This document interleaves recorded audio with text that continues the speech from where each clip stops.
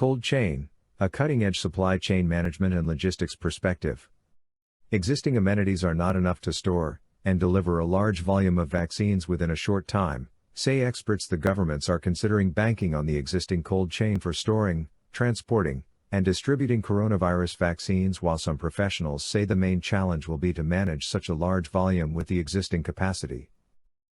On November 5, 2020, the Bangladesh government signed a trilateral Memorandum of Understanding, MO, with the Serum Institute of India and Bangladesh's Bigzimco Pharmaceuticals Limited to get 3 crore doses of COVID-19 vaccines from Serum, keeping in mind the existing cold chain. In 2020, during the COVID-19 pandemic, vaccines being developed may need ultra-cold storage and transportation temperatures as cold as -70 degrees Celsius, -94 degrees Fahrenheit, requiring what has been referred to as a colder chain infrastructure. Disruption of a cold chain due to war may produce consequences similar to the smallpox outbreaks in the Philippines during the Spanish-American War. The distributed vaccines were inert due to a lack of temperature control in transport. There are no uniform global practices to follow. Customs, legal, and compliance issues, effects on the environment, supplier-related risks, issues with cold chain delivery, packaging, hardware issues, vehicle breakdown, etc. Besides the usual elements of risk that plague normal supply chains, cutting-edge cold chain logistics has its own exclusive set of problems, such as product sensitivity, the increasing cost of freight, and growing regulatory hurdles. A continuous cold chain is an uninterrupted series of refrigerated production, storage, and supply activities, along with associated equipment and logistics, which maintain quality via a desired low temperature range. It is used to preserve and to extend and ensure the shelf life of products, such as fresh agricultural produce, seafood, frozen food, photographic film, chemicals, and pharmaceutical products. Such products, during transport and when in transient storage, are now and then called cool cargo. Unlike other goods or merchandise, cold chain goods are perishable and always on the way towards end use or destination, even when held temporarily in cold stores, and hence commonly referred to as cargo during its entire logistics cycle. Adequate cold storage, in particular, can be critical to preventing quantitative and qualitative food losses. Cold chains are a kind of supply chain that focuses on the storage, transport, and preservation of cargo that needs to be continued at a specific temperature or within an acceptable temperature range. A cold chain is a temperature-controlled supply chain.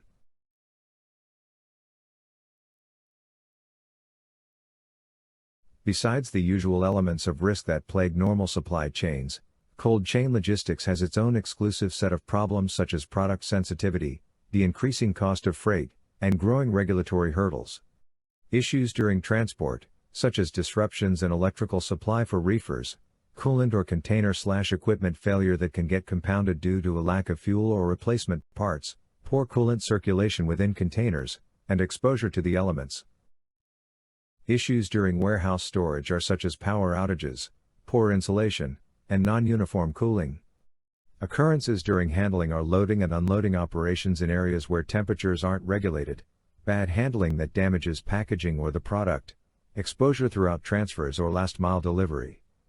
Insufficient cold chain capacity/infrastructure is especially in geographies where cold storage facilities and other vital cold chain components aren't adequate. There are no uniform global practices to follow. Customs, legal, and compliance issues, effects on the environment, supplier-related risks, issues with cold chain delivery, packaging, hardware issues, vehicle breakdown, etc. Chances of human error, security risks, retailer risks, consumer demand risks, or bullwhip effect. The bullwhip effect occurs when a change in consumer demand causes supply chain participants to order more goods in order to meet the demand thereof. When you're dealing with a cold chain, the bullwhip effect can get even more complicated, since the goods involved therein are more sensitive to issues caused by delays or disturbances of any kind. Basically, it is what the name says, a bullwhip effect. Like a whip handle that creates a ripple effect of fluctuation with even a little whip, the change in demand also multiplies at each level, just like with an actual whip. It affects the inventory at every level: ingredient manufacturer, parts manufacturer, module manufacturer, assembly, regional warehouses, stores, and so on, and gets more forceful at each successive level, giving way to goods as well as pallet overstocking, which is an actual problem. Ultimately, the increased uncertainty causes lower forecast accuracy, which in turn adds to unnecessarily high inventory volume. Logistics operations, conventional or temperature-controlled, are prevalent with risk. Most risks are obvious, some are overlooked, and far more remain hidden, especially to the inexperienced eye. Regardless of the type, cold chain logistics risks, especially to food and medicine shipments, leaves billions of dollars exposed to noteworthy loss. It is assessed that only 25 to 30 countries in the world have the infrastructure for the required ultra-cold cold chain. Temperature-controlled transport is generally considered into the different temperature ranges, such as seafood, meat exports, meat, certain types of produce, fruit and vegetables, fresh meat, certain dairy products, medicines, vaccines, fresh produce, processed food, over-the-counter drugs, etc. Most flu vaccinations only require refrigeration. In 2020, during the COVID-19 pandemic, vaccines being developed may need ultra-cold storage and transportation temperatures as cold as -70 degrees Celsius, -94 degrees Fahrenheit, requiring what has been referred to as a colder chain infrastructure. This creates some issues of distribution for the Pfizer vaccine. Disruption of a cold chain due to war may produce consequences similar to the smallpox outbreaks in the Philippines during the Spanish-American War. The distributed vaccines were inert due to a lack of temperature control and transport. For vaccinations, in particular, there are diverse types of cold chains. Unique to fresh produce cargoes, the cold chain requires to additionally keep product-specific environment parameters, which include air quality levels such as carbon dioxide, oxygen, humidity, and others. The cold chain is used in the supply of vaccines to distant clinics in hot climates served by poorly developed transport networks.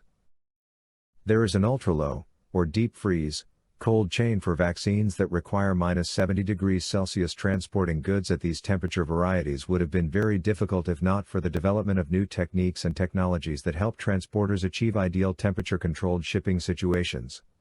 Existing amenities are not enough to deliver large volume of vaccines within a short time, say experts. The government is considering banking on the existing cold chain for storing, transporting and distributing coronavirus vaccines, while some professionals say the main challenge will be to manage such a large volume with the existing capacity.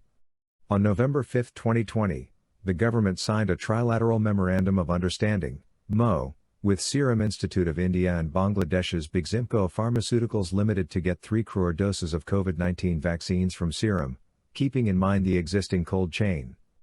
We have the capacity in almost every upazila to preserve vaccines at temperatures up to -20 degrees Celsius. The current cold chain is basically for the vaccination of children and may support vaccines required for 1 to 1.5 crore people. Sham Shulhak of DGHS added, "We administer mainly 6 types of vaccines right now. The framework, supported by Gavi, the Vaccine Alliance, and the World Health Organization, WHO, has the capacity of storing, transporting, and distributing around 1.5 crore doses at a time, according to government bureaucrats. The main challenge will be to efficiently deliver the vaccines to the health centers across the country," said Professor Ijaz Hossain, a teacher of chemical engineering at Bangladesh University of Engineering and Technology, BUET. If it turns out that the approved vaccines need to be stored at a much colder temperature, we will have to go for that no matter what it takes. Bangladesh is currently distributing a number of vaccines from different vendors to the people through government channels.